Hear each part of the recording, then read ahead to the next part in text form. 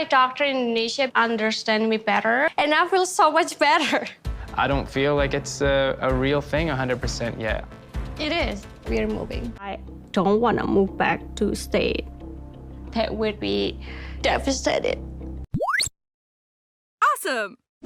We are 8 episodes into the new season of 90 Day Fiancé the Other Way, and I think that you, the person watching this, yes you, are either going to like this video or completely hate it, because I strongly dislike this new couple, James and Tata. But please let me explain before you go into the comment section and write, "Kick rocks, kiblz." Because I do want to start by saying that this couple, on their own, they seem like a real normal-ish couple. James is a 33-year-old elevator mechanic working for his family business, and Tata is 27 years old and moved from Indonesia to the US to be with James. They have been together for 5 years and married for 2. So this is not just some, I met this person for 5 minutes on vacation and we're just going to try to learn to be together situation. But they did get engaged quickly at the beginning of their relationship, and they married on a K-1 visa in the 90 days after that. And Tata makes it very clear that she has not been happy with living in Maine for the last 2 years. She doesn't like the weather, she is homesick, missing her family. It all sounds pretty standard. Until she says this. I have so many health issues now. I have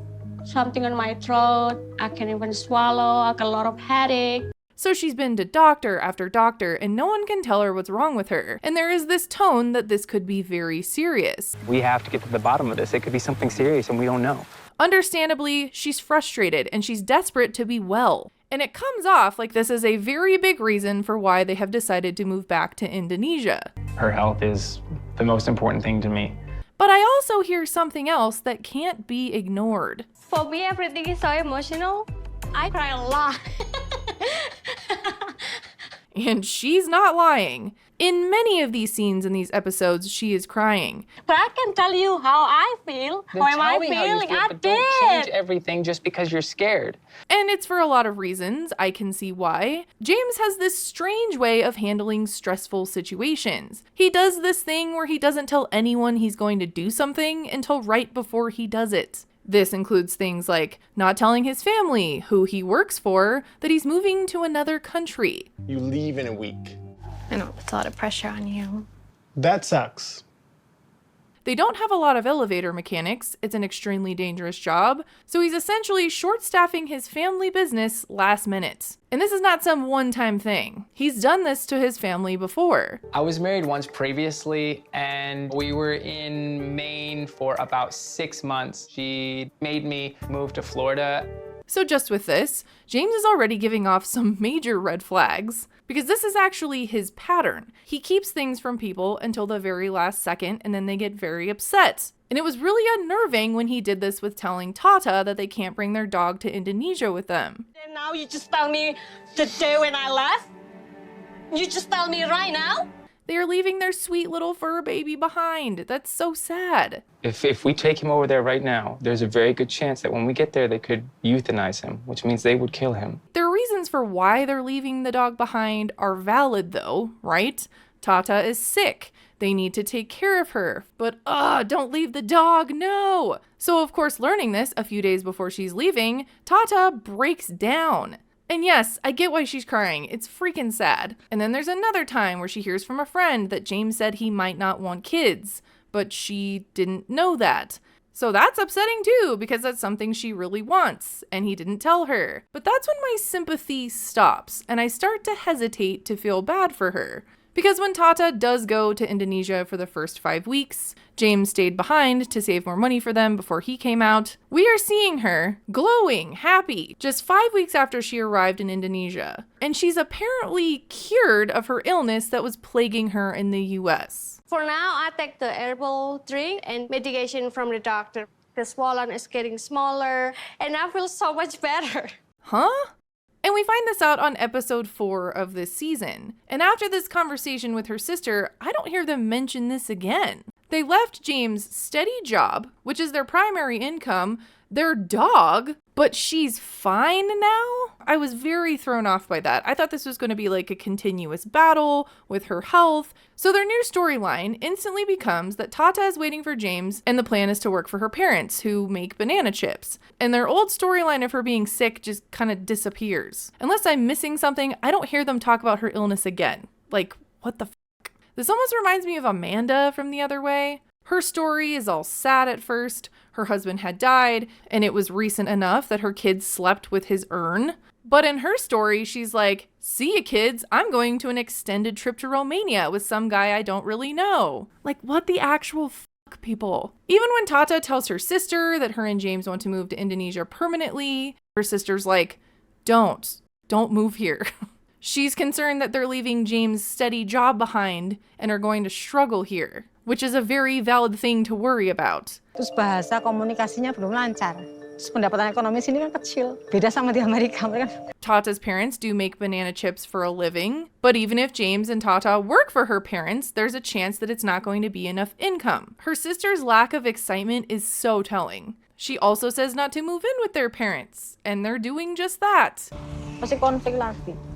Percaya. Her sister knows something that we don't. So when James does finally arrive, he's worried about quite a few things. Mostly the 3 promises he made to Tata's parents when they got married. First one was learning the language, the next one was taking care of her, and the third one was giving them grandchildren, none of which he's currently saying he can do. And they're doing that last minute thing again. They're going to tell her parents that they're actually staying in Indonesia permanently and need to move into their house.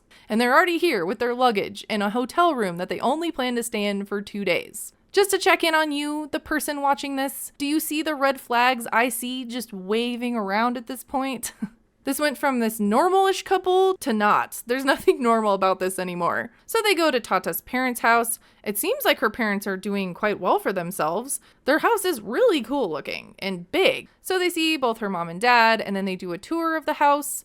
And James is making comments in his interview saying that the room they will probably end up living in looks unlivable. It looks like I'm stepping into a prison. What did you expect? You didn't even tell them yet that you're probably going to live there? And we learn that James and Tata have another problem that makes James hesitate to move to Indonesia. Our car before we left broke down, and we ended up getting stuck with an $8,000 bill. They say they couldn't sell the car before they left, so they need to make $700 monthly payments on it. And that means that there isn't a lot of savings for them to live off of for a long time, like they had initially planned.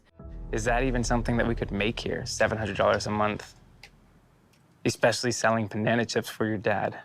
Reminds me so much of Brandan and Mary, except I don't think Brandan brought much of any money over, and instead now they grift on Facebook. But it does not seem like that's what James is trying to do. He does seem like he wants to provide for them. So the time has come for them to tell Tata's parents what their plan is. And I think that because of the preview I saw of Tata crying hysterically, I expected her parents to get really angry or something. But after they make some banana chips all together and then they have a sit down and finally talk about everything, they say directly that they want to move to Indonesia. And her parents' reaction seems very positive. Di Indonesia, If you're in nanti Indonesia, produksi sale later pisang. you can make banana chips. There seems to be no issue until they bring up that they need to pay their car bill debt in the US. Sama Dad mama will think about it untuk menyelesaikan.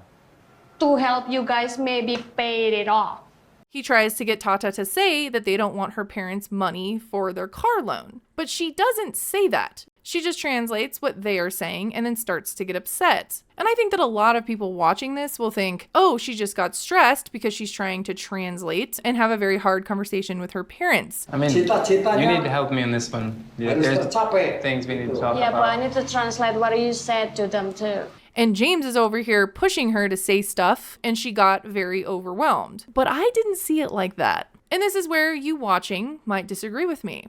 So let's see, and let's talk about it. I think that from the very beginning of this story, that Tata was very miserable in the US. She got homesick to the point where she was ill. I'm not saying that she was not ill. I'm just saying that her miraculous recovery in Indonesia tells me that there was a mental health aspect to this. If it does come out later that she is still sick, I will be the first to admit that I was wrong, but it makes sense. She's depressed. She's lonely. She's missing her family, her home country. But James kept saying that he was the most concerned about her health. So when she was sick was when he started consider moving. And right when he arrives to Indonesia, I think it becomes clear to Tata that this move is not going to be easy for them. Really, the only way for them to stay permanently where it makes sense in Indonesia is for them to work for her parents and stay with her parents. But I think she also feels guilty and like a burden on her parents. They seem to have no problem with what's being proposed. It's still very calm in the room. But then Tata completely spirals. Sapa and Shekinah want to remind you to subscribe to the Kiblz channel. If you don't, Sapa will appear and give you an exotic AI-generated dance. That mother is not real. She gets on the ground and her dad says to ask her mom for forgiveness. This seems to be a cultural thing, but I noticed that during this, Tata never said, "We don't need your help with this debt." And that is what James wanted her to say. Instead, she just broke down. I think that she knows that they can't make $700 a month selling banana chips and they will need her parents' help. Is that even something that we could make here? $700 a month? Especially selling banana chips for your dad. Or maybe if they do make enough, they're gonna need a place to live. I think she wants her parents to fix this problem for her. I don't see any other reason for the tears. Her parents don't seem that bothered by it, but she thinks she did something bad by burdening her parents. And then her dad tells her to apologize to her husband, and her mom is like, "We are paying for the debt, it's okay." But unless I missed it, she never says at the hotel later, too, that her parents agreed to pay the money, and she didn't tell them not to pay the money. They can help us with paying the car. I don't want them to help us I with know, that. I did tell them. I don't think he still has any idea what happened, and she's not telling him what was said. She blames her being upset on him pushing her to say that they don't want the money. So I think you can see where this is going, right? That makes me think in this instance that she's being extremely manipulative. Her parents think that they are paying this debt now. James thinks that they know that they're not going to pay this debt. She's telling them two different things. So, has she had many reasons to cry so far in these episodes? Yes, but in this case, her crying might be a manipulation tactic. Like Mary. I will say Mary is evil though. We don't know Tata well enough to make that assumption about her. And just to be clear, I dislike James, but she also did get him here with the context that she was very sick, and now she's not sick. The only thing keeping him from agreeing to move to Indonesia now, really, since they're already here, is their debt in the US. He already left everything behind. His family's mad at him, he doesn't have a job, he doesn't have a house. The only thing left is that car he needs to pay off. So I'm getting some Mary and Brandan vibes here. They're all the way in a new country, they don't have a way to provide for themselves. The only big difference here is that James seems determined to actually provide for them, unlike Brandan. So I could see them moving back to the US if they can't figure that out. You can't tell me that she isn't freaking out about possibly moving back and will do anything to prevent that. Because she says in her own words that moving back to the US would be devastating. That would be devastated. So, do you agree or disagree with me? I think Tata could be the next Mary if she gets cornered into possibly not staying in Indonesia. So this mixture of Tata freaking out and James keeping secrets makes me think that these two cannot be honest with each other. And it makes me not like them. So let me know what you think. I have a feeling that a lot of people watching will feel bad for Tata, and the only person I really feel bad for at this point is the dog. Sorry, I can't let that go. Anyways, thanks for watching. Bye!